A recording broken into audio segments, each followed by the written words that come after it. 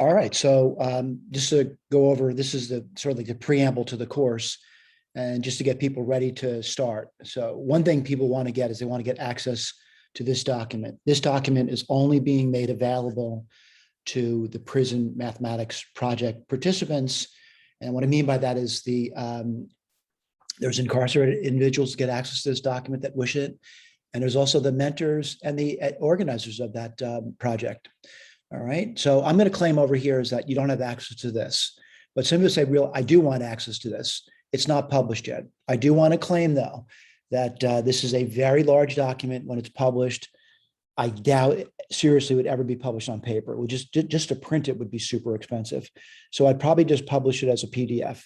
There's a danger there, though. And the danger is when you publish something as a PDF, it just simply gets shared. All right. Now, granted, there's no amount of copy protection that prevents that from occurring. I've seen big publishers try to do that, yada, yada, yada. All I'm saying is when it's published, hopefully there'll be that you'll be able to, purchase at a reasonable price. I've literally spent years working on this. And we would certainly like to be, I certainly would like to be compensated for the work on it. But again, you might say to yourself, I'm not really interested in buying what you did. I want to just get something for free. I'm not going to give you this document for free, that's certain. All right. So I'm going to say, how could you get it? Well, before I do that, I want to tell you the advantages of the document. Some of the big advantages of the document is that I have retypeset Wells's book, but I'll show you how to get Wells's book for free. All right. I'll show you how to do that. There's a disadvantage here. I do have Wells's book. I both have the physical copy of his book, and I'll tell you how to get a physical copy of it. And I also, also have a PDF scan copy of it. And there's an advantage of that as well. All right. And I'll tell you how to get those in a moment.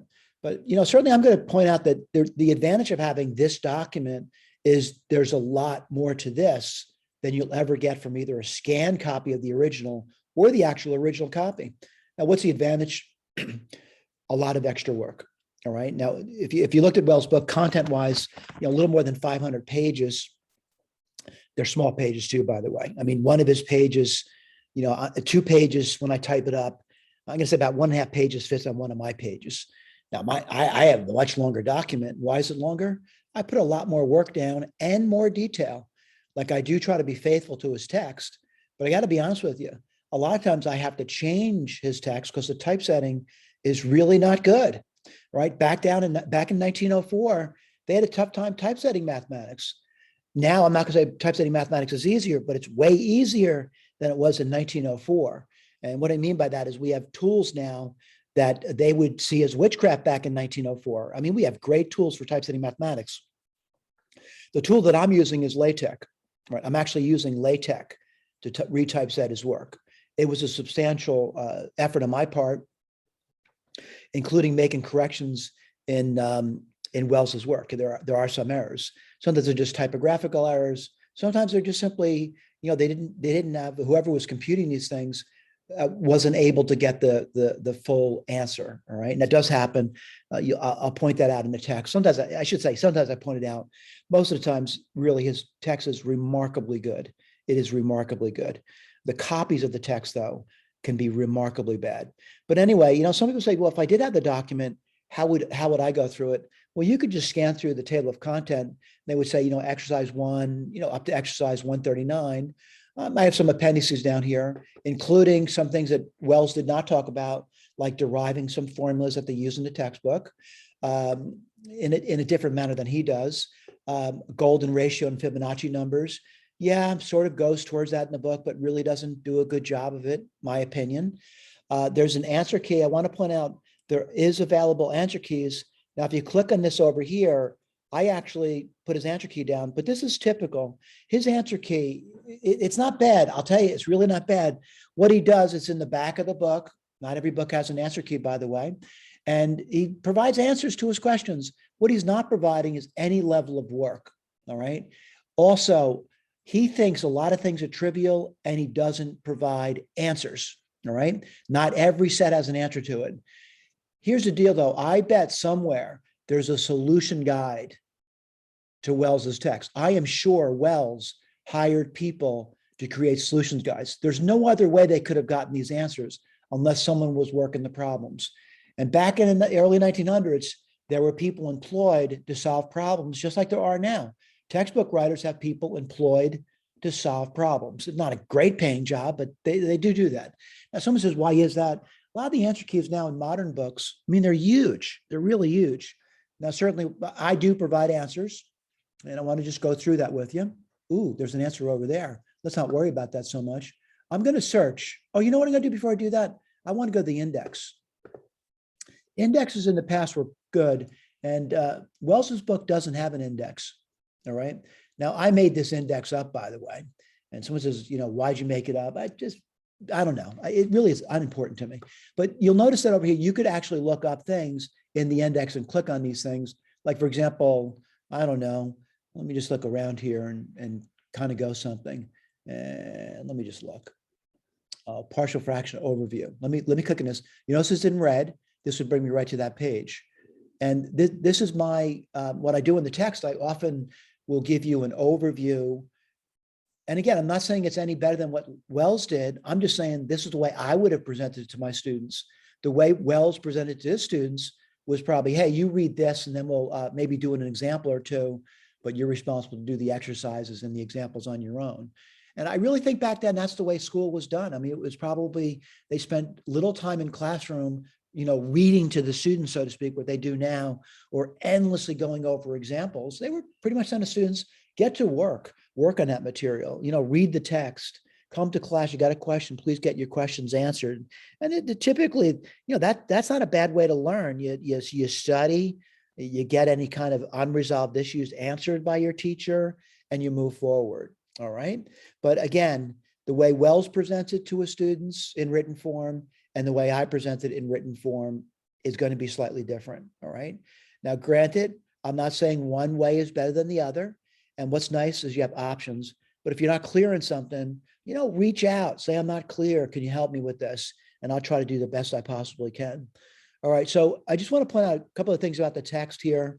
You know, I'm on page 1536 now. You're going to notice these black things in the text throughout it. And what are these things? Well, the prison mathematics project, they've asked me to redact certain things. And I sometimes they ask me to redact a word, like they want me to redact the word course. And I did. I'll redact it. What does redact mean? I blacked it out. Now, when this is published, the redactions come off. So some things have been redacted. That redaction will come off when this is published as a PDF. Again, all right. So I'm going to point out how I would use a text if I were using it. I would read it from page 1. But I got to be honest with you. A lot of students do not want to read anything from page 1. They need help with a particular topic. Let's say you wanted help with continued fractions. All right. So I'm going to type in continued fractions. Whoops, sorry about that. So what I'm going to do is, you know, what came up first was continued proportion. I don't want that, but I'm going to look on the sidebar and I see something over here. Looks like it might be what I'm looking for. Maybe not though. All right. But I just searched through a really huge document and I'd go there. So this is chapter, let's see, 10, 20, 33. You know, they're Roman numerals, and I'm glad we don't use Roman numerals anymore because they really do require thought to understand what the number is. And again, Wells's text, a bunch of Roman numerals, but there's a whole section on continued fractions over here. And again, what I try to do, let me close the search thing out. What I try to do in my text is, you know, I'm trying to be faithful to what Wells presented. And to do that, I realized back then typesetting must have been an incredibly difficult process for those involved in mathematical typesetting. It must have been because they really just simply typesetting books. So they had to use this movable type to make typesetting possible for mathematics. And they did a good job. I'm not saying they didn't, but they had a tough time with this section over here. And certainly, I'm not saying you're at this level yet, but you know, if you scroll through this over here, you know, I try to be faithful to what Wells presented, but I'll be honest with you, it's not a verbatim copy of it, right? It's not me doing a photocopy, which I'll get to later. I'll tell you where to get a photocopy of his work. But I also, you know, use what's called modern notation sometimes for partial fractions, all right? Not always, by the way. I do try to keep the same flavor that he does in his text, all right? But let me continue to scroll through this. Certainly I put some footnotes down over here. So sort of like, give some kind of context to what he's talking about, because he uses words that are no longer used in mathematics, but should be understood. They're actually words of the English language that should be understood. And I do put that in the text. And I often give anecdotes of why they use those words, all right? Why those words were so common, all right? So this is a tough section of the text. It's about the continued fractions, which is a really big area of mathematics. And that's where my introduction to the Prison Mathematics Project came about, is the founder of that is big in continued fractions. He's actually gotten published, all right? And he's incarcerated, all right? So incarcerated individuals are, some of those are aggressive learners in mathematics, and some of those are moving forward into areas that would be found to be very difficult, even for professional mathematicians to deal with. All right, now these continued fractions it's an introduction in algebra. It's an algebraic treatment of them. And, the bottom line is, what I do is I try to give it a modern flavor by putting work down for you for the examples. I write down, how that should be typeset in a modern way and how it should be typeset in a reading way, how people would read the statements in a modern way and how they really interpret those statements. But there's a lot here, all right? So if you went through Wells's textbook, he doesn't have this amount of work down. He just doesn't have it. I put a tremendous amount of work down. Now, what I want to do is I want to say there's an advantage to this text if you're reading it and have it, all right? So at some point when it gets published, if you're interested in it, I would love for you to say, I really want a copy of this. Could you give me a copy of this? But again, at some point it will be published and there's got to be a price put on it, all right? Printing it out though is unrealistic. The cost of printing alone would be $50 just to print it out. When you're looking at a 3,000 page book, for one thing, it's really tough to get 3,000 pages bound, right? It's really tough to do that. I'm not saying it's impossible. So it'd have to be put into volumes, but as a PDF, it's really the perfect format, right? It's much better than Kindle, much better than epub, much better than all those other formats that are out there. PDFs are really nice to have. They're small, they're compact, they're easy to search, and they really do look good, right? If you have a computer, they look good, and you could still print it out. I do print out sections of it, right? I still do it. I print out a section, and students print out sections. When I teach my courses, I encourage students to print it out. Some students are actually using, when I'm teaching courses, and I have a lot of books out there, they use their cell phones to read the book, which I find outrageous, but they do. Okay, let me get to the exercises. And the exercises, I do talk about the notation I'm using. I'll get through this real quick. Give examples, talk about golden ratio, yada, yada, yada, a lot of stuff over here. We're not reading it, by the way. I'm just kind of scrolling through it. And then I get to problems. And this is Wells for you. Wells, his answer key would have an answer over there, but the answer would look nothing like my answer. Now, I'm not saying his answer is incorrect, but his answer would look like it would be typeset because they didn't know how to typeset a continued fraction. They could not have done this. They even have a tough time putting this one down, which is the modern version of it. But they certainly would have a tough time doing something like this. But I put this down for a reason, by the way. That's the way it should appear in a text, all right? Now, someone's going to say, did you do that for all of them? Well, maybe, maybe not. I really can't remember. But I do put a lot of work down for those problems, and that work can be helpful if you want to take a look at it.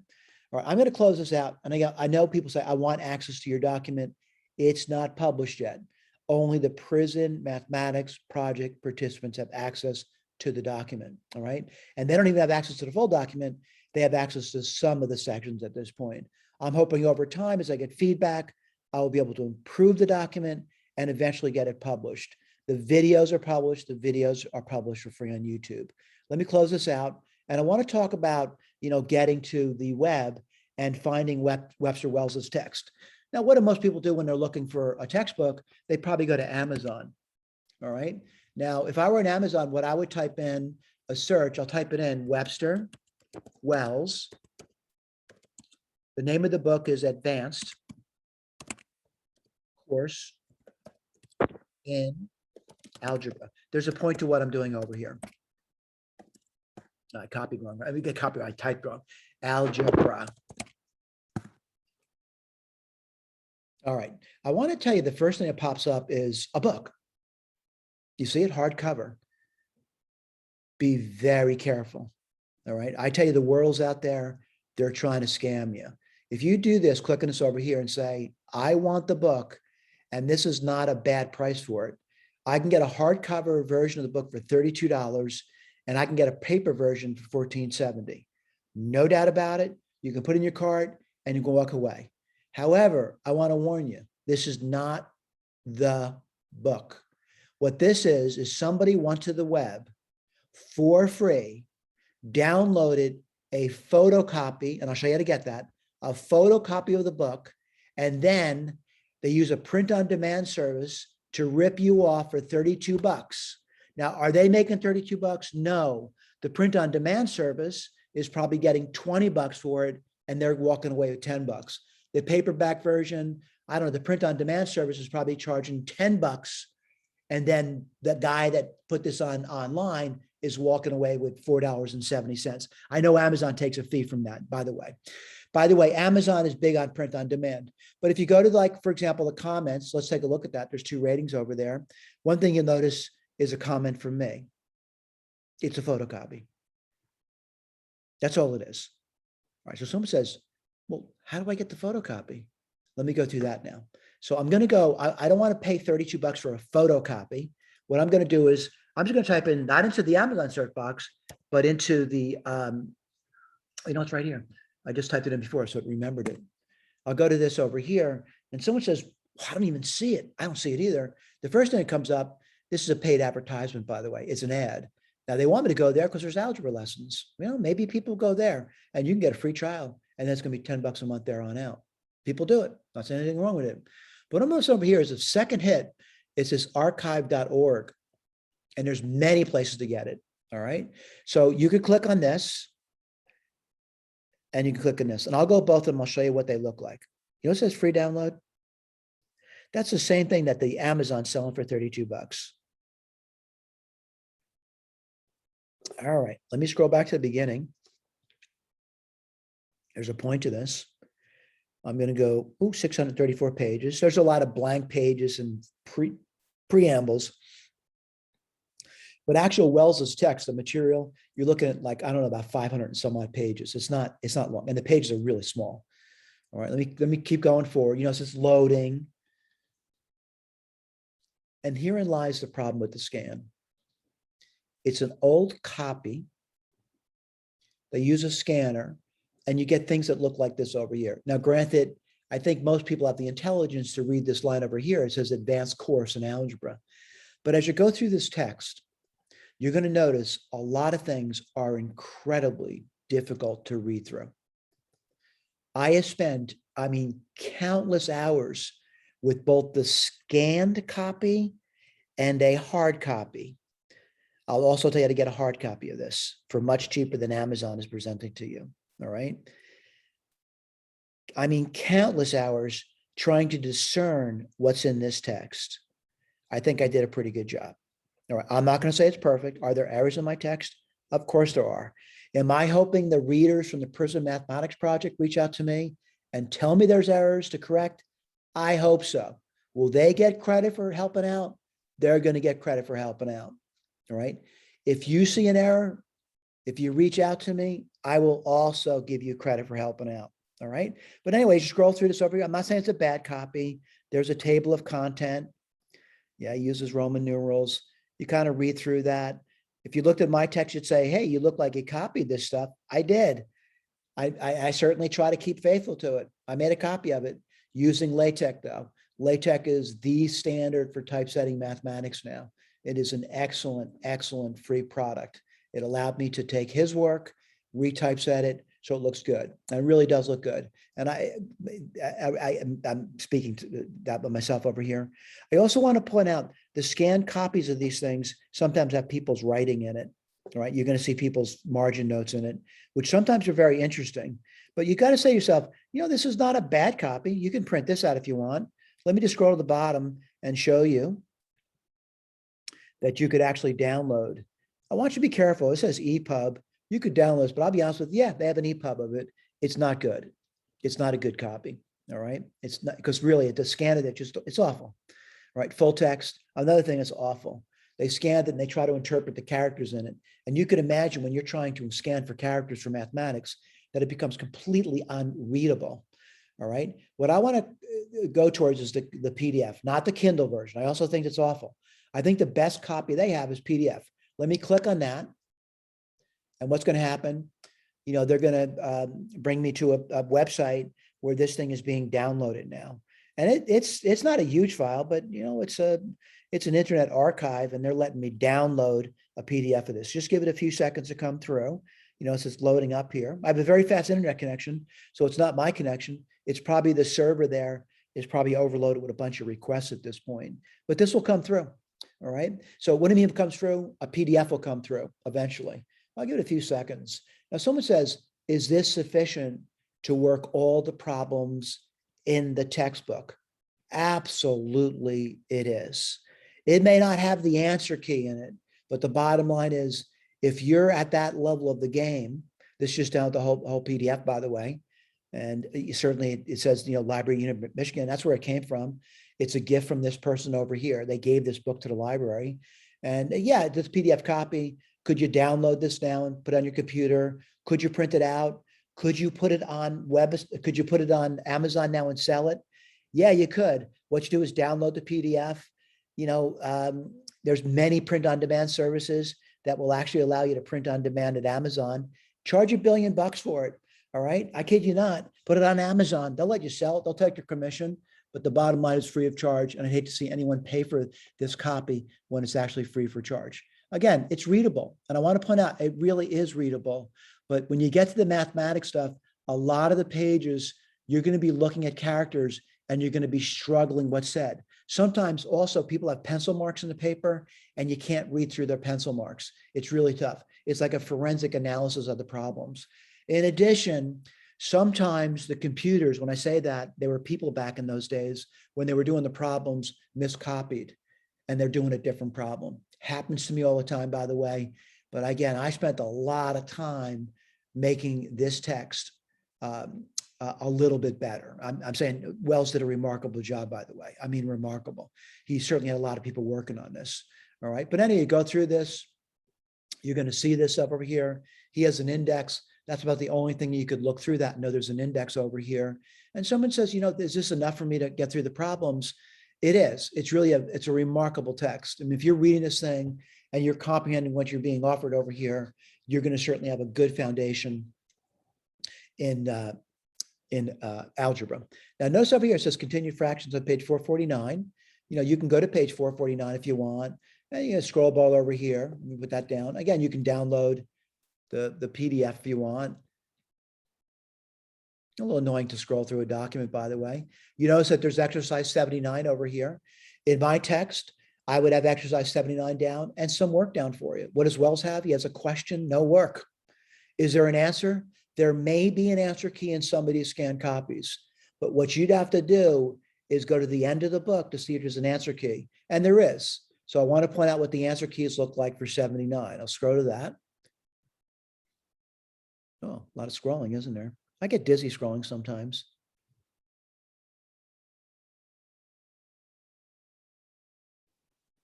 There's 75, right? There's 79. That's what his answer key looks like. No work. It just spits back little tiny answers. You have no idea what those answers mean without work, if you need the work. Now, if you didn't need the work, this answer key is beautiful. It's a beautiful answer key, right? Is it 100% correct? No, I find errors in his answer key too. But I have to be honest with you, it's remarkable. I'm not seeing a lot of errors. They must have had a lot of people working on this, working on the problems. That is the text of the book. Typesetters were looking at it. After they typeset, they come up with galleys. People read the galleys. And I mean that people, it's not just one person. It wasn't just Wells. This right now, my text, there's only one person that worked on it, and that's me. All right. I would find it remarkable that I don't have errors in my text. But again, if you see errors, please point them out to me. I spent a lot of time working on this. All right. What I'm going to do now is I'm going to say, I want the real copy. So what I want to do is I want to go back to a search. And what I'm going to do is I'm going to go to Abe's book, ABE books. I'm leaving the URL up there. Abe Books used to be an independent book reseller. Then they got purchased by Amazon. All right. Amazon owns this company. I want to go there. What I'm going to do, I'm going to search for the book. Who's the author? Webster Wells. What's the name of the book? Advanced Course. Whoops, sorry about that. course. I know what's coming up right because I've typed this in before. Advanced course in algebra. Let's see what happens. Okay, first hit. I want you to be careful of this website too, by the way. The first hit says Advanced Course in Algebra 1904. It says it's used, a hardcover. It says when it's published in 1904. Yep. This book here does not have an answer key. All right, 18 bucks. It's worthwhile. It's a great book. $4.25. It is much better than the scanned copy you get from that library. All right. Will there be marks in it? Of course there will. But I want to go to the second hit. That's also another book. It's soft cover used. It's not a soft cover. If you read these things, a lot of these things are misrepresented over here. They say paperback, condition acceptable. Then it's a hardcover. This is a hardcover version of it. It's a hardcover. It's the original text. But I want to keep scrolling down. And the next thing I see is a book that's far more expensive, but it sure does look a lot neater to me. They're being somewhat clear, by the way. I want to point out this comes from India. All right. Now, someone says, I wonder why India. A lot of these books, these old books that were used in the United States in the early 1900s, made their way into other countries because people kind of abandoned Wells's technique of study. So there was a ton of these books that just got sent overseas, almost like pulp fiction. You just send that crap overseas and maybe someone's going to use it.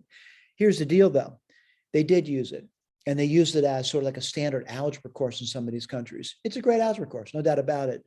But, you know, what do people do there? I guess what they did was they scanned a copy of it. This is a scanned copy. They say it's new. It's not new. It's a scanned copy. It's just like that thing on Amazon. It's really the same thing. And you'll see a lot of these scanned copies there. Just be really careful with this. These are not worth purchasing. They're not worth it. You can easily just take those scanned copies and print them out yourself if you want.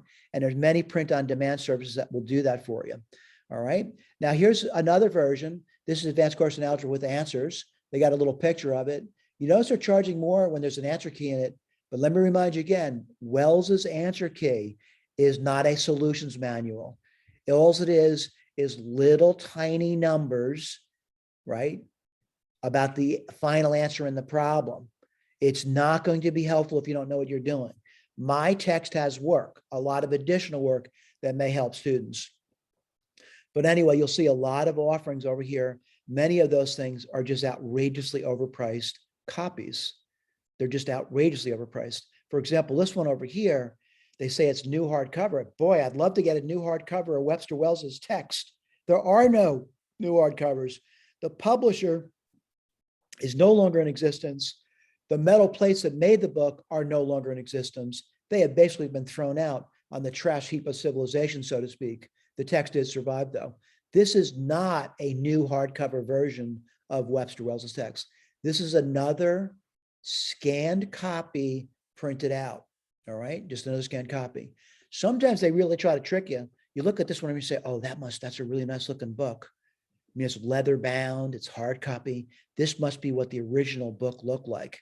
Here's another example of a scanned copy of Webster Wells's book, but it sure does look nice, doesn't it? It's another scanned copy. Don't do it. Don't buy it. It is not worth it. That leather cover is just not worth it. Now, my original copy, typical of a textbook, it's cloth. It's not bad. They really knew how to make a book back then. The binding's still good. The paper's not falling out. Paper still feels good. High quality paper, much better than the way books are made nowadays. My book is in impeccable good shape, and it's almost 120 years old. It's a really nice book. It's readable. I be honest with you, when I say that for a book that's over 100 years old, it's readable. There are some things you need a magnifying glass to see. Although I'm a little bit older, you might have better eyesight than me. It's still a good book. It's really a great book. All right. Don't get hoodwinked into buying a scanned copy, though. The scanned copies are out there. All right. So I think I pretty much I said what I want to say about this. Again, I think we'll have to start doing the examples soon.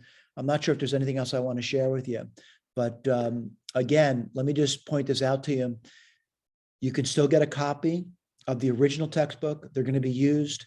They're hardcover, and the conditions, generally speaking, aren't bad. My version, the condition is not bad.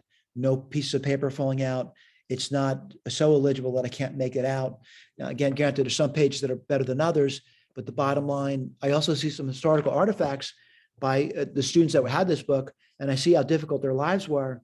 They basically were doing the entire book for an algebra class. And I think the student that I have, I looked up his name, he actually became a math teacher. All right. And when did he probably study this? My suspicion was he probably studied this in high school. All right. This goes back to probably it was still used, in early parts of the United States, probably like the 1930s or so. It was used up to that point. But again, it fell out of favor. They moved towards more inclusive algebra, where more and more students were taking it. All right. Thank you for paying attention. Again, I know these videos can sometimes be drawn out and you're wondering why. We're just trying to give you a heads up. All right. Thank you so much for listening. Bye-bye.